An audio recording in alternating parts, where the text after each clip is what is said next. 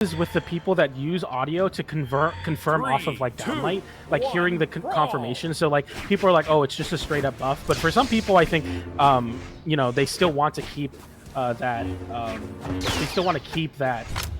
default sound, I should be saying. But nonetheless, we're getting here to Apocalypse.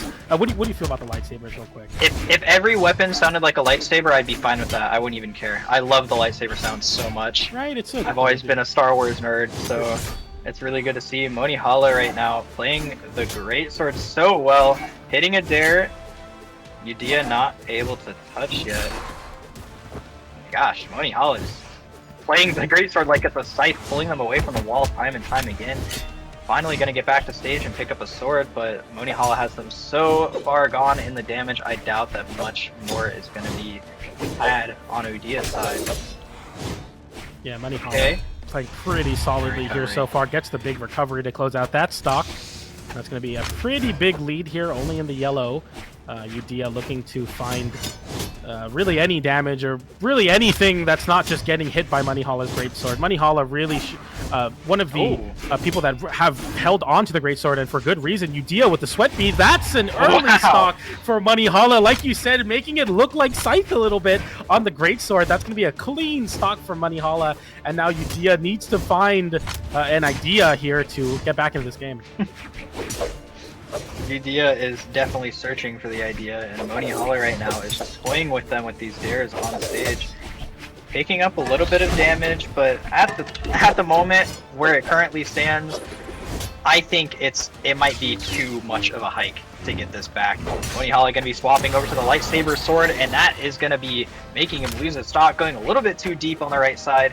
Udeaghac going to be swapping to the scythe, and we haven't seen any scythe out of this player yet. Every time they picked it up, Moni would just use a scythe of his own, getting a nice little confirmed true off the top, but now Moni with stage control again, it might end up bad. Yeah, Moni just playing really solidly in every aspect. Something that I think people forget about is that the fact that greatsword has really good air-to-air game as well. I mean, obviously that grounded sidelight being frame 8, I think. It's just like really, really good. So you have to like be careful of the grounded game. But Monihalla sporting the greatsword can contest in the air against Udeaghac. So it's never like, oh, I'm just gonna jump a bunch and avoid the grounded game, because you will get contested pretty consistently, Udeaghac. The edge guard though, as I was rambling about the greatsword, as every caster does, showing, hey, I can still bring this game back. However, Monihalla has Udeaghac in a bad spot right now. He is not scared at all to play offstage, even unarmed, and the greatsword Sarah is going to be taking Udeaghac out. That is game 1 going to Monihalla. And into game number 2 back on Apocalypse. We'll see if this is the big break for Udeaghac. So we're on this map with very wide KO boxes. It's not easy to KO on Apocalypse. Very high ceiling, very wide walls. You know, so Udeaghac swapping over to the hammer is definitely going to be helping him even up the damage somewhat. You do need less hits per interaction to keep a lead or to keep it even. Right now, Monihalla struggling to find anything on the greatsword, but I know very soon a 3-piece will come out, and it might just turn Udeaghac's entire stock around.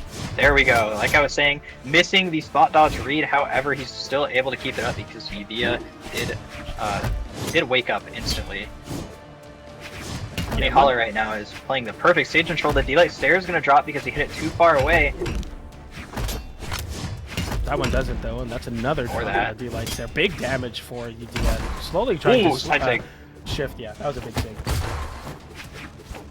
I don't see people use that signature enough. It is definitely strong. It hits very high too. It's crazy to see. Now I love that they're both running black, because we get the red lightsabers and they both just look like Sith Lords. It's like there's something going on in the Sith Temple.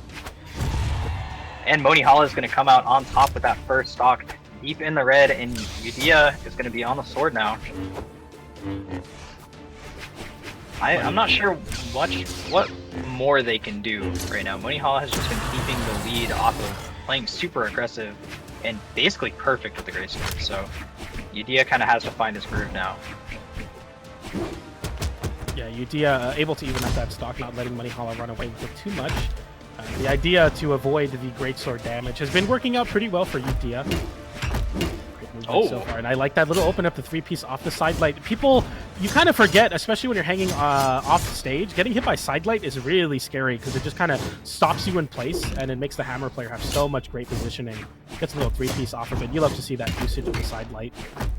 Nice down light stare there. Monihalla able to reversal the situation. Almost finds the sidelight, doesn't quite find it. Switching over to the lightsaber now. The light blade, light sword. It's all of the above. Whatever you want to call it, its presence on stage is going to be massive. With Monihalla right now getting close to taking out a stock, but Udeaghac is going to be evening up the damage. Watching sword neutral is definitely interesting. You were right about this being the most weapon of all time. Monihalla picking up the recovery. Right now, Udeaghac, second game in, is on their last stock. Oh. Okay. Yeah, that's an edge guard with that. All right.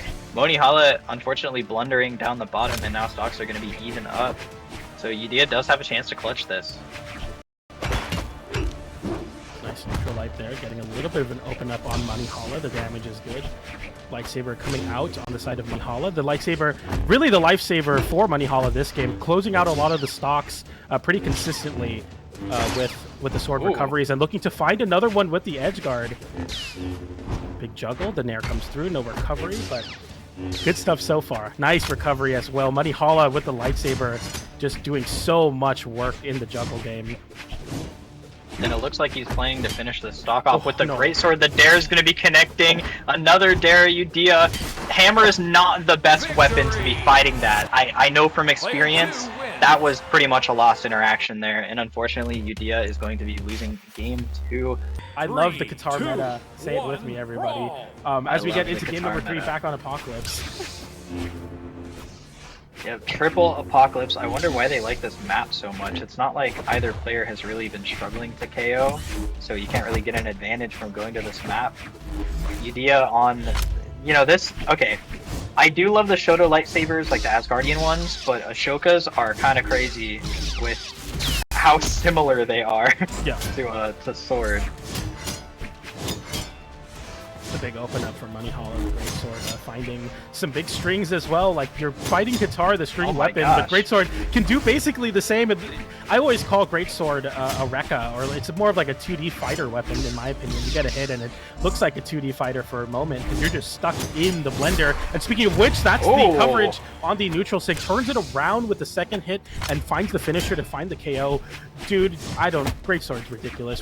Everyone seems to have switched off of Greatsword. A lot of the really top players, you know, use switching over to different legends as well. But Monihalla showing, hey, Greatsword won BCX for a reason. Hasn't been changed too much. I'll just keep finding success on it, because that was a ridiculous stock.